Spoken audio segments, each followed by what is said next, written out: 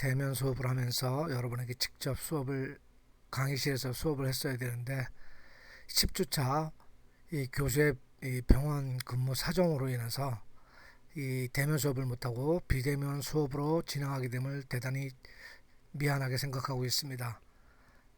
비록 비대면이지만 여러분이 이 수업을 잘 듣고 여러분이 병원 정보 시스템 실습을 할 때 여러분이 접수를 한다든가 그 다음에 산재 업무를 담당하게 될 때 여러분이 업무에 도움이 될 수 있도록 실질적으로 그 서류 및 이 화면을 2주에 걸쳐서 할 예정입니다. 그래서 다음 주에는 실제 근로복지공단에서 입력하는 방법 샘플을 하나 주고 입력하는 방법을 놓고 여러분에게 강의를 할 예정인데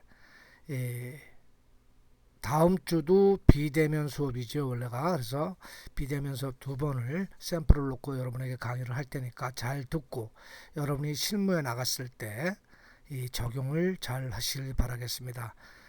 본 교수는 여러 번 여러분에게 강조를 했지만 이 수업을 단순히 듣는 거로 만족하는 것이 아니라 여러분이 취업을 했을 경우 의료기관에 취업을 했을 경우 산재 담당자로서 그 다음에 원무과 직원으로서 반드시 배워야 될 것, 그 다음에 알아야 될 것들을 요약해서 수업을 하는 거니까. 그리고 취업을 했을 때 본 PPT를 여러분이 그 실무 지침서로 사용을 할 수 있게끔 만들었으니까 여러분이 꼭 기억을 하셔서 잘 듣고 기억을 해 두었다가 취업할 때 이용을 하시기를 간절히 바라겠습니다. 자, 그럼 지금부터 10주차 1교시 수업을 먼저 시작하도록 하겠습니다.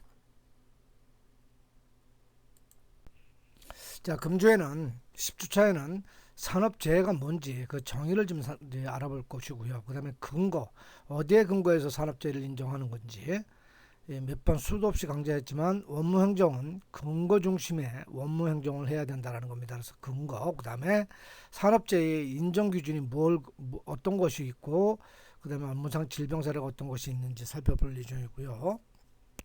그 다음에 산업재해의 요양급여는 어떤 것이 있는지도 좀 살펴볼 예정입니다. 그리고 마지막으로 산재 신청 방법을 알아보기인데 산재 신청 방법은 2주에 걸쳐서 이번 주도 하고 다음 주에도 신청 방법을 알아볼 예정입니다. 그래서 금주에는 이 산재 신청할 때 요양급여 신청서와 의사소견서에 대해서 구체적으로 알아볼 예정입니다.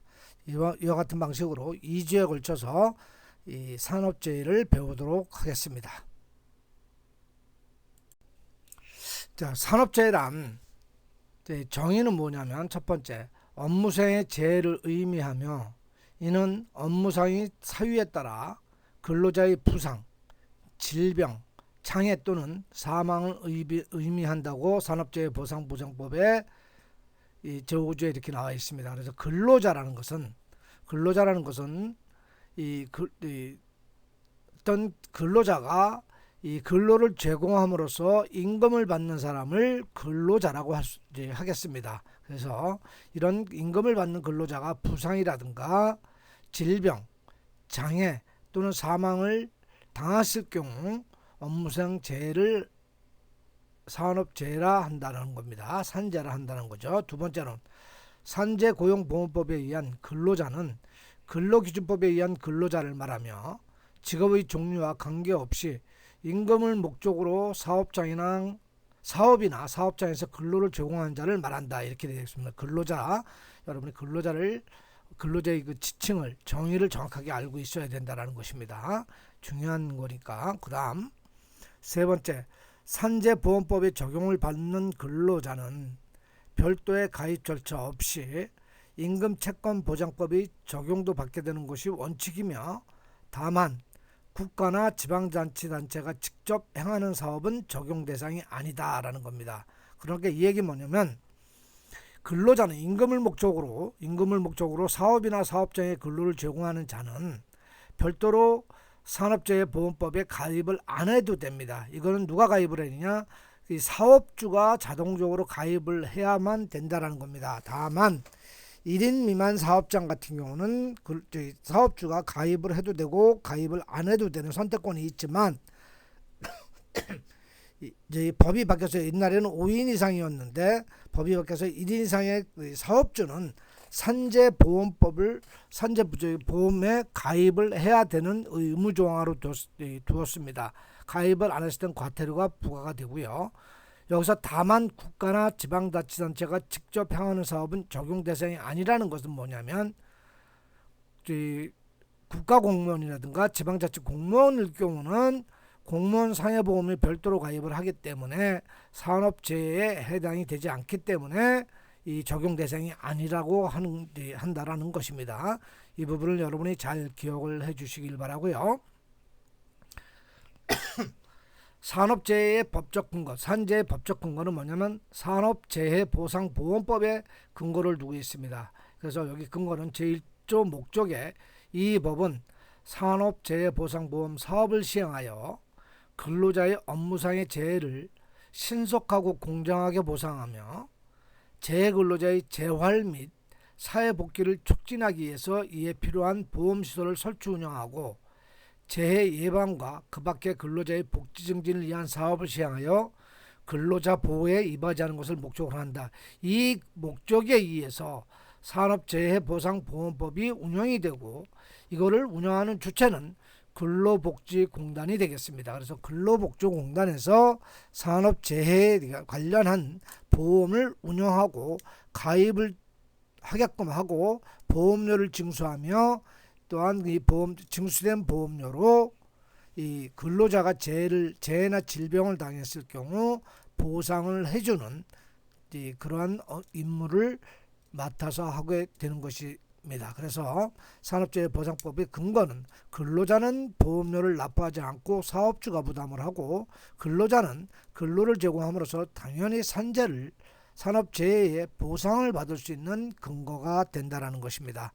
그렇기 때문에 여러분들이 이 의료기관에 근무를 하게 되면 산업재해 환자가 상당히 많은 경우가 있는데 그때에 되고 안 되고 판단하지 말고 모든 재해 근로자는 산재를 신청할 수 있는 권리가 있다라는 것입니다.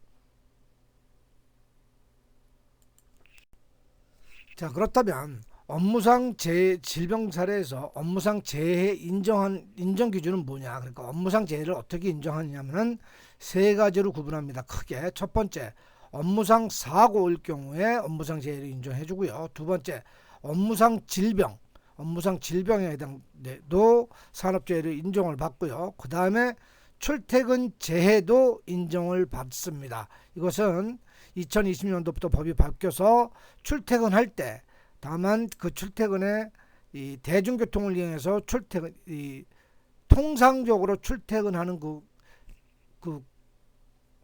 방법으로 재해가 발생이 되면 업무상 재해로 인정을 받는다는 것입니다. 그러면 구체적으로 하나씩 살펴보도록 하겠습니다. 첫째로 업무상 사고란 근로자가 근로 계획에 따른 업무나 그에 따르는 행위를 하던 중 발생한 사고일 경우에는 업무상 사고로 인정을 받을 수 있다는 겁니다. 두 번째, 사업주가 제공한 시설물 등을 이용하던 중 그 시설물 등의 결함이나 관리소로 발생한 사고일 경우도 업무상 재해로 인정을 받는다는 겁니다. 그러니까 예를 들어서 이 사업장에 예를 들어서 에스컬레이터나 엘리베이터가 이 설치가 되어 있을 때 엘리베이터 타다 엘리베이터 고장으로 아니면 낙마로해서 다쳤을 경우도 업무상 재해로 인정을 받는다는 겁니다. 그 다음 세 번째, 사업주가 주관하거나 사업주의 지시에 따라 참여한 행사 중에 준비 중에 발생한 사고도 업무상 재해라는 겁니다. 예를 들어서 회사에서 의료기관에서 단합대회를 한다고 그러다가 단합대회로 등산을 가서 사고를 난 경우에도 업무상 재해로 인정을 받는다는 겁니다. 체육대회 중에 축구를 하다 다리가 골절이 됐다든가 이것도 업무상 사고로 해서 업무상 재해로 인정을 받는다는 것입니다. 네 번째, 휴게 시간 중 사업주의 지배 관리에 있다고 볼 수 있는 행위로 발생한 사고입니다. 그러니까 예를 들어서 일반적으로 의료기관은 이 휴게 시간, 점심 시간이 보통적으로 1시간인데 점심 시간에 이 휴게 시간에 이 근로자는 이 근로 범위 내에서, 그러니까 의료기관 내에서 휴식을 취하도록 되어 있습니다. 그러면 그 의료기관 내에서 점심시간에 휴식을 하다가 넘어지거나 미끄러져서 다쳤을 경우, 뭐 골절이 입었다, 이것이 되냐 안 되냐, 보편적으로 사업주들은 쉬는 시간에 그렇다고 주장을 하지만 이것도 업무상 재해로 인정을 받는다는 것입니다. 그 밖에 업무와 관련해서 발생한 사고도 업무상 재해로 인정을 받는다는 겁니다. 이거는 그 밖에 그 업무와 관련한 거는 판단은 근로복지공단에서 주로 하기 때문에 이 사고 발생 경위를 잘 써야 되는 거죠. 이와 같이 업무상 사고가 해당이 되고요. 다음, 업무상 질병이란 뭐냐면, 업무상 사고는 소위 말해서 외상을 입는 걸 말하는 거고, 업무상 질병은 이 일을 오랫동안 하면서 얻은 그 질환을 갖다가 말하는 겁니다. 그래서 업무 수행 과정에서 물리적인 인자죠. 그러니까 어떠한 그 요인을 말하는 겁니다. 그 다음에 화학물질, 분진은 뭐냐면 이 먼지를 말하는 겁니다. 사업장에 그 먼지라든가 소음 이런 것도 해당돼요. 그 다음에 병원체, 여러분이 여기 병원에 근무하면 아무래도 그 감염 문제가 발생이 되겠죠. 병원체. 그 다음에 신체에 부담을 주는 업무 등 근로자의 건강에 장애를 일으킬 수 있는 요인을 취급하거나 그에 노출되어 발생한 질병은 질병인데 직업성 질병일 경우에 이것이 업무상 질병으로 해서 재해로 인정을 받을 수 있다는 겁니다. 그 다음에 두 번째, 업무상 부상이 원인이 되어 발생한 질병, 재해성 질병이죠. 예를 들어서 이 골절이 됐어요. 이 다리, 여러분이 원무과에 근무를 하면 업무상 재해로 어땠다, 등산을 가다가 손을 다쳤어요. 골절이 됐는데 이거를 그 부분을 계속해서 여러분들은 컴퓨터를 쓰겠죠. 그러면 손목 터널증이 생길 수도 있습니다. 이것도 업무상 질병으로 볼 수가 있다는 것입니다. 이와 같이 재해성 질병도 업무상 질병으로 해당이 된다는 거고요. 세 번째, 직장 내 괴롭힘도, 직장 내 괴롭힘을 당하면 뭐 우울증이나 뭐 스트레스성 장애 이런 걸 받겠죠. 그럼 이런 것도 그렇고, 그 다음에 고객의 폭언도 인한 업무성 스트레스로 발생한 질병도 업무상 질병으로 해서 재해로 인정을 받을 수가 있다는 겁니다. 그러니까 보편적으로 우리 업무과 직원들은 이 고객들의 그 폭언이라든가 이 괴롭힘으로 인해서 스트레스를 많이 받는데 이걸로 뭐 우울증을 겪는다든가 그럴 때도 업무상 재해로 인정을 받을 수 있다는 겁니다. 그 밖에 업무와 관련해 발생한 질병이 있을 수가 있고요. 그 다음, 이것이 중요한 건데 세 번째로 출퇴근제인데, 사업주가 제공한 교통수단이나 그에 준하는 교통수단을 이용하는 등 사업주의 지배관리하에서 출퇴근 중 발생한 사고는 출퇴근 재해로 해서 업무상 재해로 인정을 받는데, 이거는 소위 말해서 사업주 버스라든가 사업주가 제공하는 그 통근버스라든가 사업주가 제공하는 그 차량을 이용해서 출퇴근하면 당연히 이건 업무상 재해로 인정을 받는데, 두 번째 거, 그 밖에 통상적인 경로와 방법으로 출퇴근하는 중 발생한 사고입니다. 이 얘기는 뭐냐면, 근로자가 차량이 없어요. 여러분 같은 경우는 취업을 하면 이제 여러분의 개인차가 없겠죠. 개인차도 마찬가지입니다. 여러분 차라든가 아니면 대중교통 버스나 전철을 이용하다가 다쳤을 경우도 해당이 되는데 이 업무상 재해로 인정을 받을 수가 있습니다. 다만 통상적으로 출근의 경우 여러분이 집에서 나와서 전철역까지 걸어갔다가 전철역에서 전철을 타고 버스를 다시 갈아타고 또 걸어서 이 의료기관까지 온다는 겁니다. 그러면 그 코스로 아침에 걸었다가 전철 타고 버스 타고 걷는 중에 사고가 난다라면 버스 같은 경우 자동차 보험으로 처리할 수도 있지만 산업재해로 처리할 수도 있다라는 겁니다. 그 대신에 동일한 방법으로 퇴근을 한다. 그러면 걸어서 버스를 타고 그 다음에 전철로 환승한 다음에 다시 걸어간다.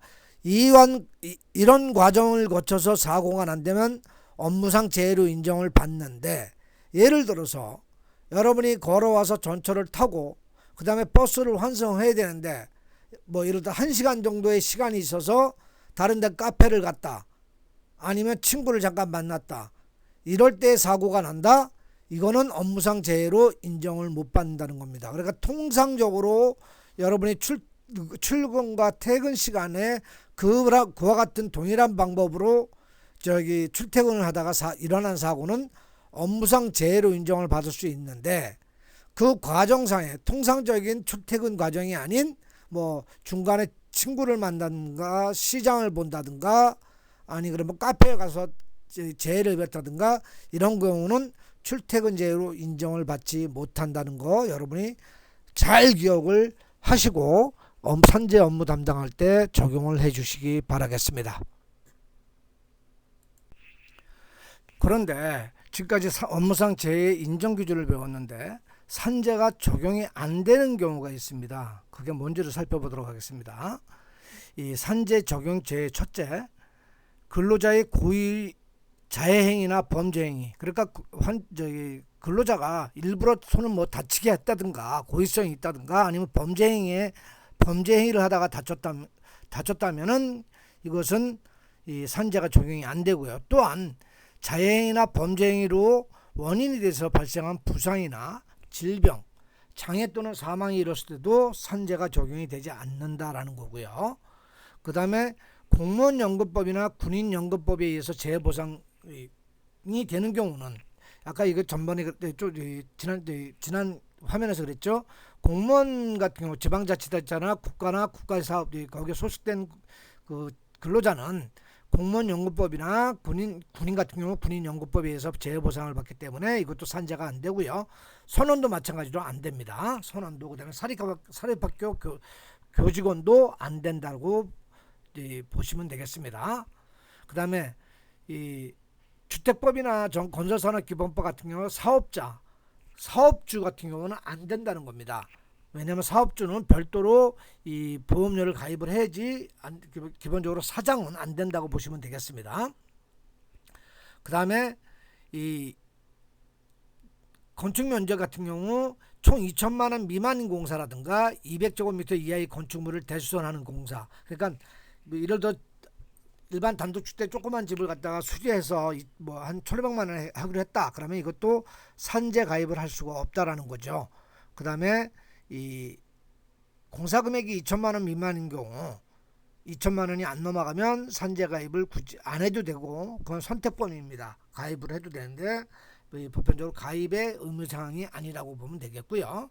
그 다음에 가군의 고용 활동입니다. 이 얘기는 뭐냐면 이 아버지가 사장이고 아들 뭐 딸이 같이 일을 한다. 이것도 산재 가입 대상 사업장이 아니기 때문에 이것도 산재가 웬만해서는 잘 되지 않는다는 거, 가입이 안 된다는 거. 그 다음에 1인 미만 같은 경우는 선택적으로 예전에는 안 됐는데 지금은 선택적으로 법이 바뀌어서 선택적으로 가입이 될 수 있다라는 겁니다.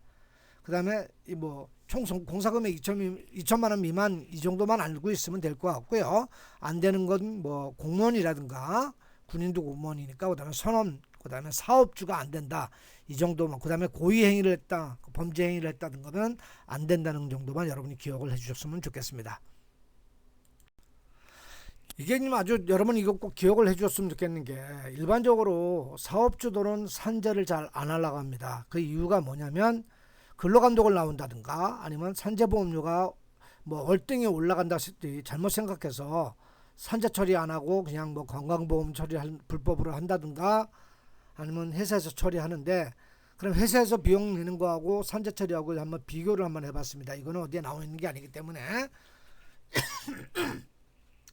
근로자 재해자 보상하는 겁니다. 산재 처리할 때는 근로복지공단에서 뭐 요양비, 그러니까 치료비라든가 사후의 치료비, 그 다음에 휴업급여, 일하는 못하는 기간 동안에 주는 그 급여죠. 그 다음에 장애급여, 장애를 입었을 때는 장애급여까지 지급을 하고 때로는 근로자가 1억 추가 청구를 할 수 있다라는 건데, 회사에서 처리를 하게 되면 보편적으로 치료비만 내주고 뭐 합의금으로 뭐 예를 들어서 얼마를 주고 이렇게 하는데, 이때는 반드시 법적 책임을 면한다는 서류를 작성을 합의서를 써야 되겠죠. 그래도 합의 후라도 3년 이내 그 근로자가 산재를 하면 신청할 수 있는 권리가 있으니까 신청을 하면 산재가 된다라는 겁니다. 그렇게 알고 계시면 되고요. 산재보험료는 그러면 얼마만큼 변동이 되느냐? 상시 근로자, 항상 근로자가 30명 이상일 경우는 최대 20%입니다. 몇 년에 나눠서 처음에는 뭐 5%부터 5%, 10%, 15% 이게 5%씩 올라가다가 최대로 20%만 올라가는데 30인 미만, 상시 근로자가 30명 미만은 또 산재보험이 안 올라가요. 이 사업주가 이걸 모르기 때문에 산재를 안 하는 건데 이걸 여러분이 잘 알고 여러분이 의료기관에 취업해서 사업자에게 설명을 해서 산재 처리한 것이 훨씬 더 유리하다는 거 설명을 해주셨으면 좋겠다는 겁니다. 근데 뭐 회사 처리하면 당연히 보험료 변동이 없겠죠. 근데 산재보험료의 할증에 대해서는 이 산재배상보험법에 보면 별주로 나와 있기 때문에 그걸 뭐 참고하시라면 되겠습니다. 그 다음에 산재가 발생이 되면 반드시 신고를 해야 되는데 중대재해 같은 경우는 반드시 신고를 해야 되고 산업재해 조사표는 한 달 이내에 고용노동부에 신고를 해야 됩니다. 팩스로나 새 조사표가 이제 그 법에 나와 있는데 이걸 작성을 해서 뭐 팩스로 넣어도 되고 인터넷으로 해도 되고 하는데 이걸 하지 않으면 과태료가 나와요. 그래서 반드시 신고를 하라고 얘기를 하고 만약에 이거를 나중에 뭐 1년 있다 몇 개월 있다가 근로자가 후산재를 하면 그때는 과태료가 무조건 나오겠죠. 그러니까 미리 신고하는 것이 좋다라는 걸 사업자에게 설명을 이제 해주는 게 좋겠죠. 뭐 당연히 또 중대재해 같은 경우는 산재처리를 안 해도 중대재해 같은 경우는 신고를 해야만 되겠습니다. 이것도 안 해도 과태료가 나오게 되겠습니다. 그 다음에 회사가 지급한 병원비 회수 여부입니다. 먼저 예를 들어서 산재 환자가 먼저 퇴원을 했다. 그리고 의료기관에 회사에서 먼저 비용을 냈다. 그러면 나중에 산재 처리하면 당연히 그 비용을 회수할 수가 있고요. 환불받을 수가 있는데 회사 처리하면 회수가 불가능하겠죠. 그 다음에 산재 미가입 사업장은 산재일로부터 재해 발생일로부터 가입을 할 수도 있어요. 이거는 지금 설명하기는 뭐하고 이 사고 난 당일날 근로복지공단에 사업주가 가서 산재 가입을 하면 그 재해자에게 지급된 총 비용의 50%를 사업주만 내면 되겠죠. 그러니까 당연히 이게 훨씬 더 유리하기 때문에 이 정도는 여러분이 기본적으로 알아서 사업주에게 설명을 해주시기 바라겠습니다. 자, 10초차 여기 이 화면까지 먼저 1교시 하고 잠시 쉬었다가 2교시 하겠습니다. 요양급여의 종류가 뭐가 있느냐? 요양급여의 종류는 8가지가 있습니다. 요양급여, 휴업급여, 장애급여, 간병급여, 그 다음에 유족급여, 상병보상연금, 장의비, 직업재활급여죠. 그래서 요양급여는 소위 말해서 치료비를 당연히 주는 거고요. 단 비급여는 지급하지 않습니다. 이 비급여 국민건강보험법의 비급여는 본인 부담하는 거고요. 뭐 사업주가 내든 환자가 내든 하는 거고요. 그 대신에 3일 이내 요양으로 치유될 수 있는 거는 지급하지 않습니다. 왜냐면 간단한 치료, 잠깐 칼로 살짝 쨌다든가 봉합하는 건 이런 거는 산재가 취급이 안 된다는 겁니다. 휴업급여는 4일 이상의 그 일을 못했을 경우, 4일 이상을 못했을 경우는 휴업급여를 나가는데 휴업급여는 70% 평균 임금의 70%를 한다라는 거죠. 그러니까 4일 이내 못한다는 건 이거 꼭 기억해야 됩니다.